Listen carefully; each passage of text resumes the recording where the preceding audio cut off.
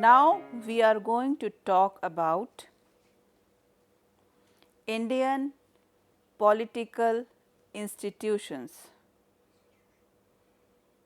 The coming of the Turks and the Mughals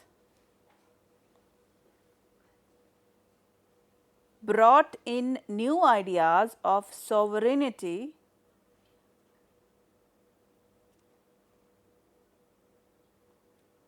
and governance. In the first place, kingship itself had no clear cut legitimate place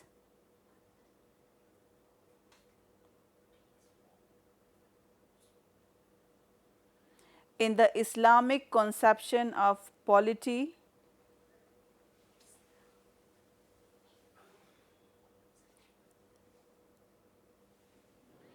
which was based on the notion of a community of equals. Initially, power was shared between the Sultan and the powerful Turkish chiefs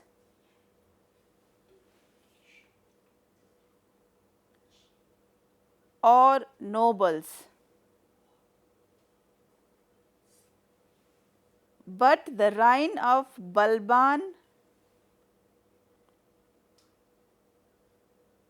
saw an elevation of the position of the Sultan.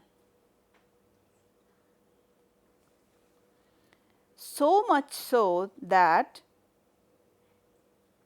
he assumed absolute power in all matters of state and governance.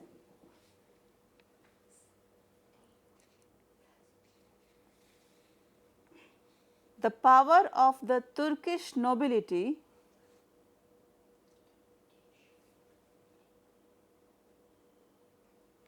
downsized. The Mughals established the power and the prestige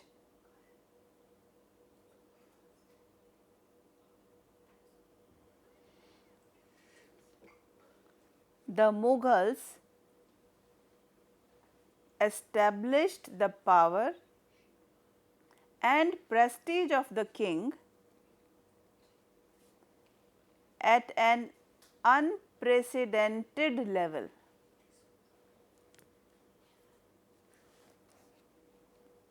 The sultans of Delhi and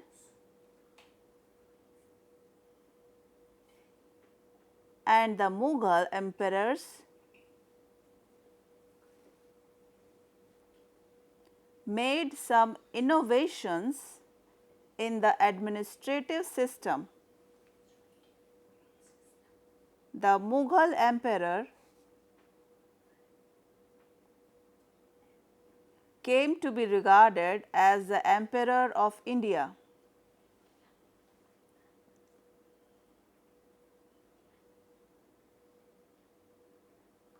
In the Delhi Sultanate,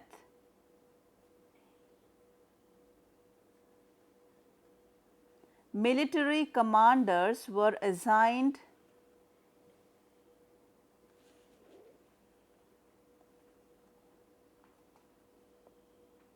territorial units known as Iqtas.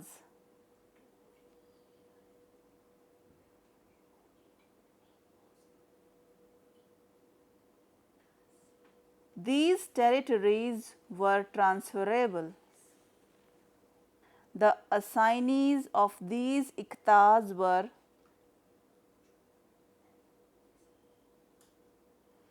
not given ownership of the land,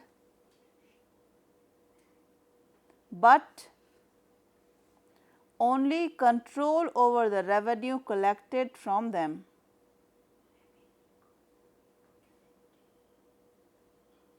This revenue was to be used by the Iqtadar, that is, the assignee to meet his own requirements as well as for the maintenance of his troops.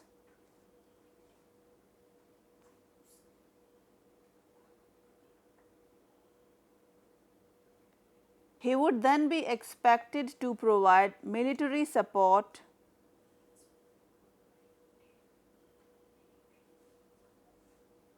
with these troops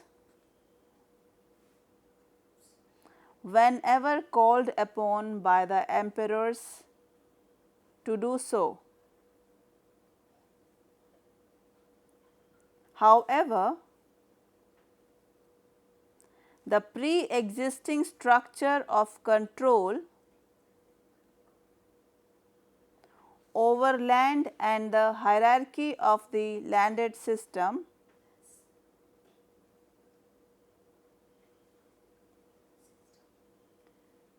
of the village continued largely undisturbed.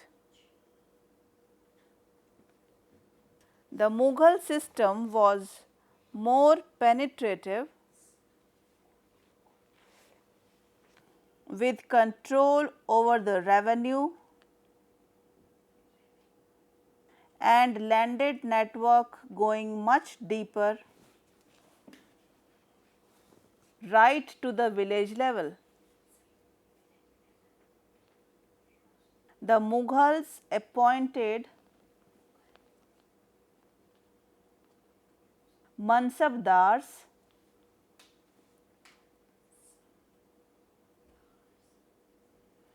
who performed military and civil duties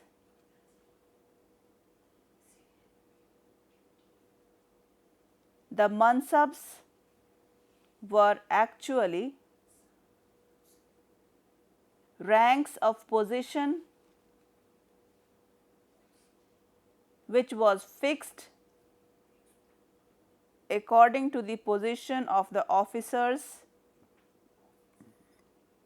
in Mughal bureaucracy and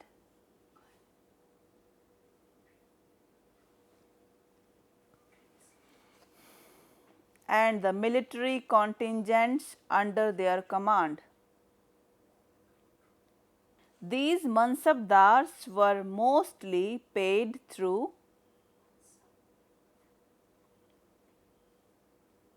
land assignments called Jagirs.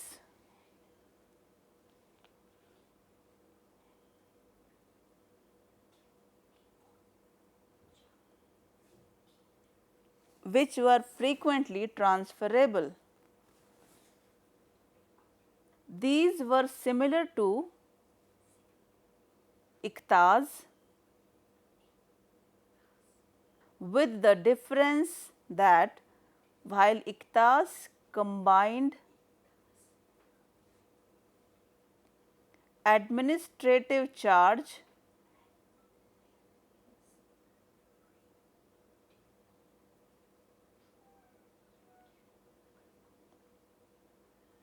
Jagirs did not.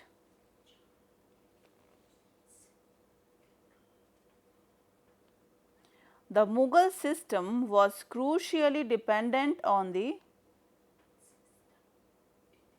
smooth functioning of Mansabdari and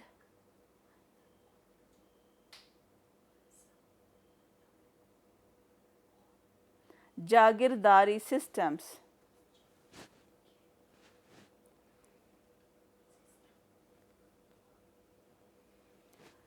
Now we will talk about Indian economy.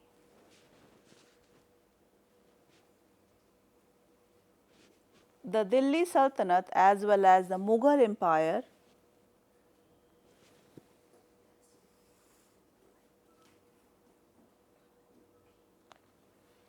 was based on the surplus of agricultural produce of the peasants that was extracted in the form of revenue.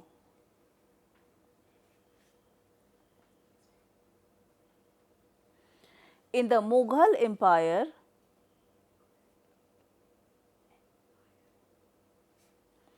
particularly in the reign of Akbar.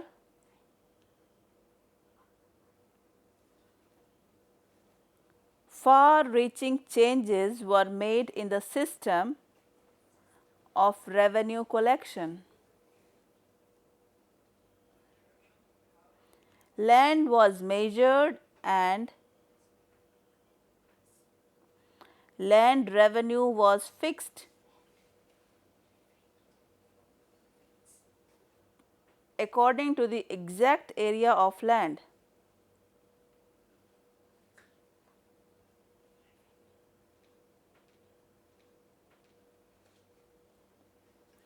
Fertility of the land was also taken into account.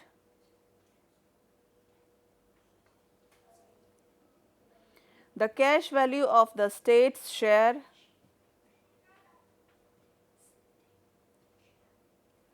of the produce was then calculated according to prevailing market prices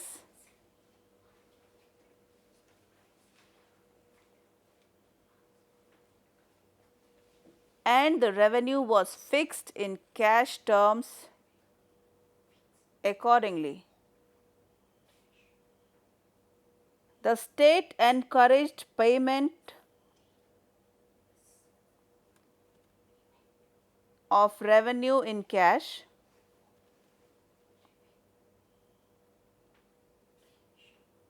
This was a period of commercialization of agriculture and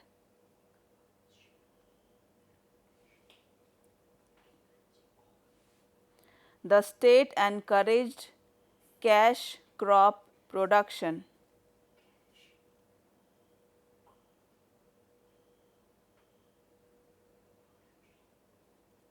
The states also took a lot of interest in the extension of cultivation into zones which were hitherto uncultivated or forest areas.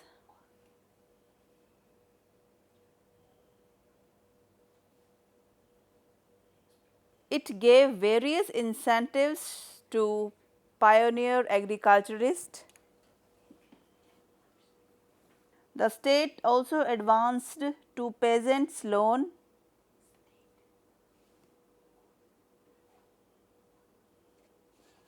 as well as revenue relief in times of crop failure.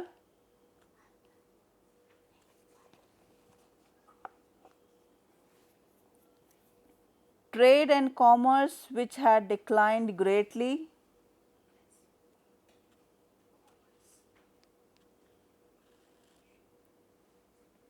following the period of the Guptas,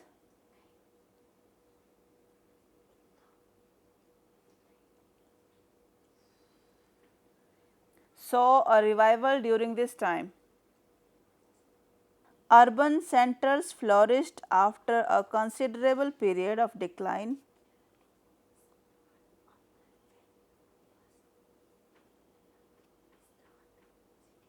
Inland trade increases in the 13th and 14th centuries.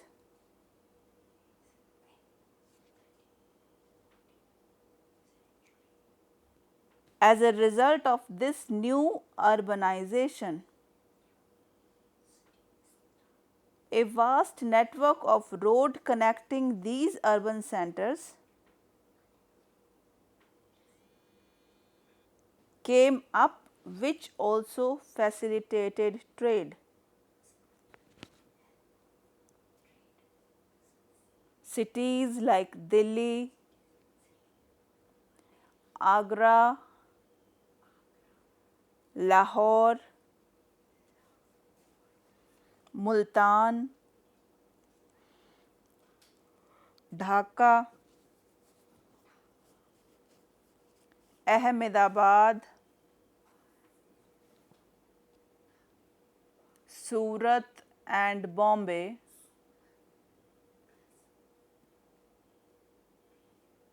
rose in importance. Merchandise from Punjab was sent to markets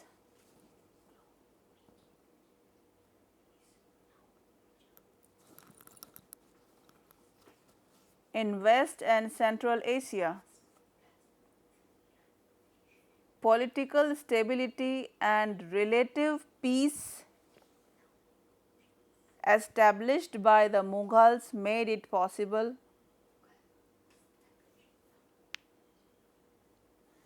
to travel with considerable ease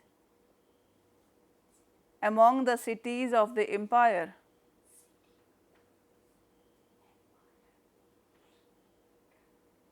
Coastal trade also flourished. There were a large number of trading classes and commercial practices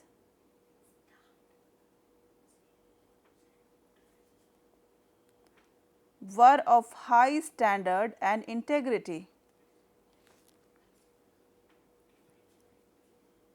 The Seths,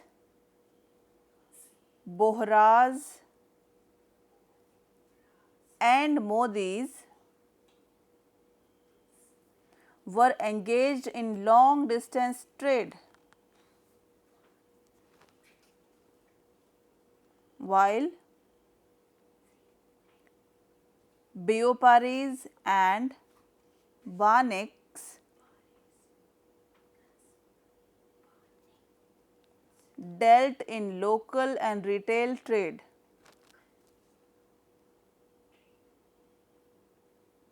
The Sarafs or Shroffs were money changers who issued hundis or bill of exchange.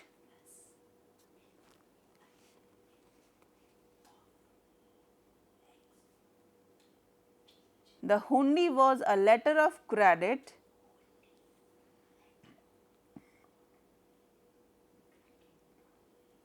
that could be paid at a later date at the designated place.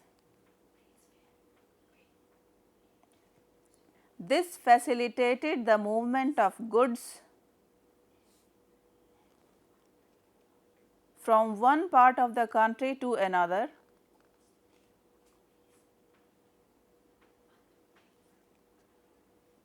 as it made the transaction of money over long distance remarkably easy.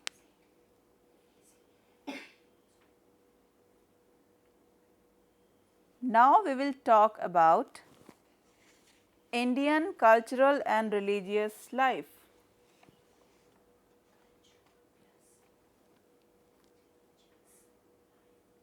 In the sphere of religion and culture,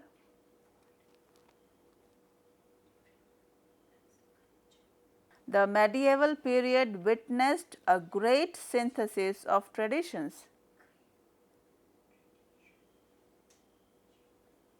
The Bhakti movement and Sufism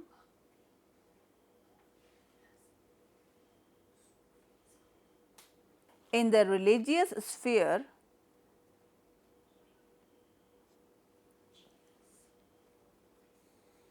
are examples of this. The Bhakti movement, which stressed on oneness with God through personal devotion, came very close to the everyday lives of ordinary people. It stressed on love, purity, and devotion rather than rituals and sacrifices.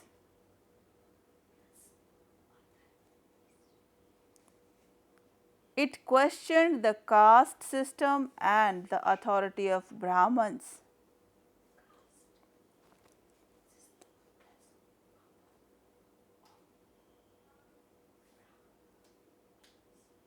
Bhakti saints like Ramananda, Kabir, Ravidas,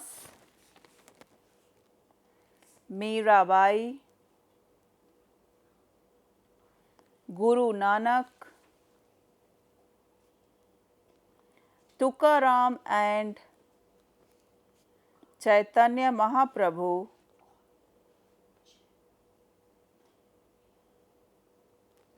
had a deep impact on the mind of the common people, and this influence continues even today.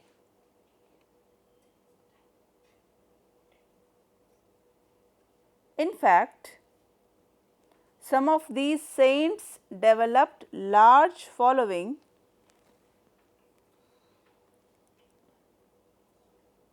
For example, Guru Nanak had deep influence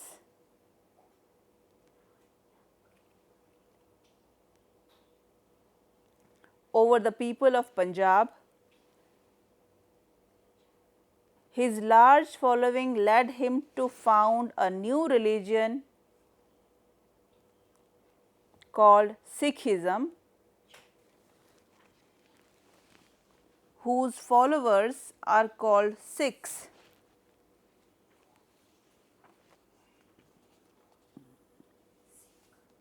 In a similar manner, the Sufi saints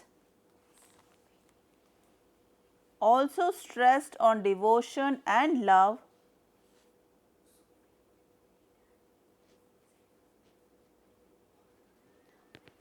as the only way to realize the divine.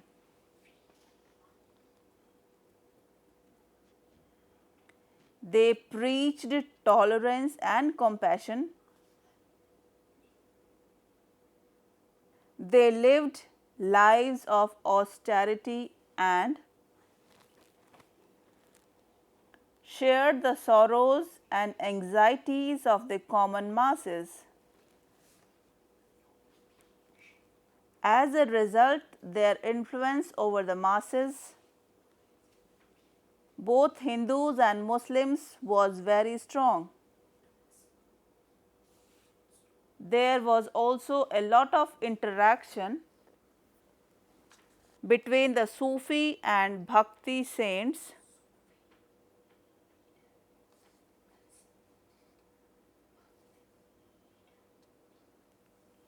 and exchange of philosophical ideas took place. Both traditions, in fact, acted as a bridge between the two communities. In this video, we talked about medieval Indian civilization, Indian political events, Indian political institutions, Indian economy, Indian cultural and religious life. I hope you have understood it well. Thank you.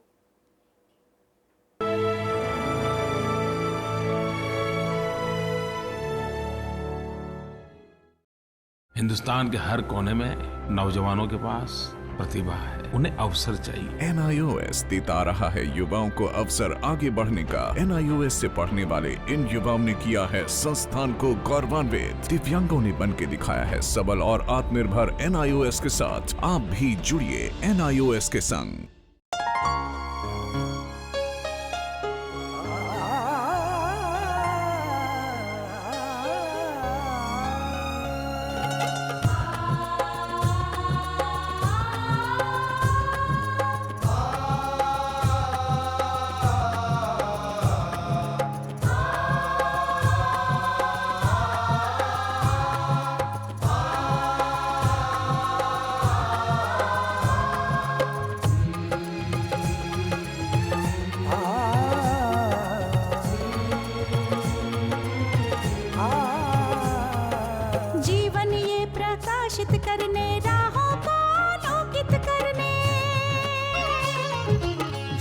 जीवन ये प्रकाशित करने, राहों को आलोकित करने।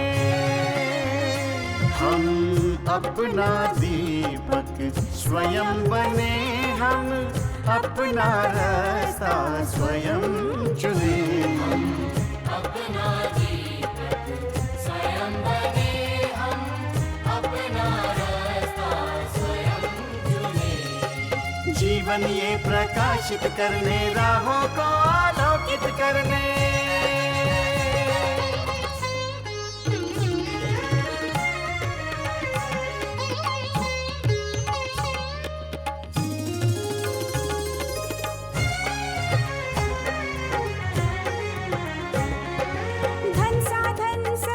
सीमा से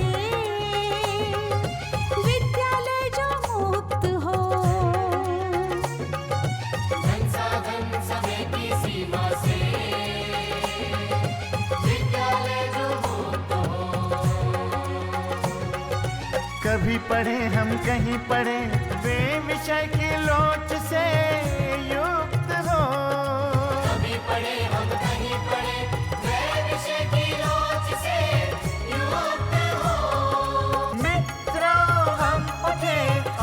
जागे, मंजिल आने की ध्वनि सुने। हम अपना दीपक स्वयं बने, हम अपना रास्ता स्वयं चुने। जीवन ये प्रकाशित करने, राहों को आलोकित करने।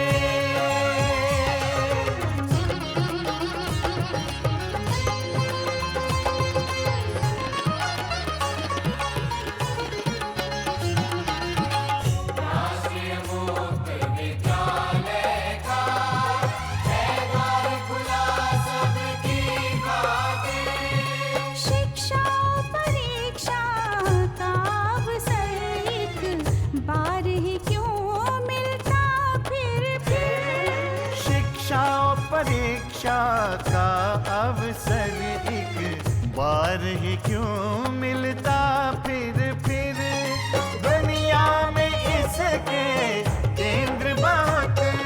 कोई मन चाहा केंद्र चुने, हम अपना दीपक स्वयं बने, हम अपना रास्ता स्वयं चुने। कोई मन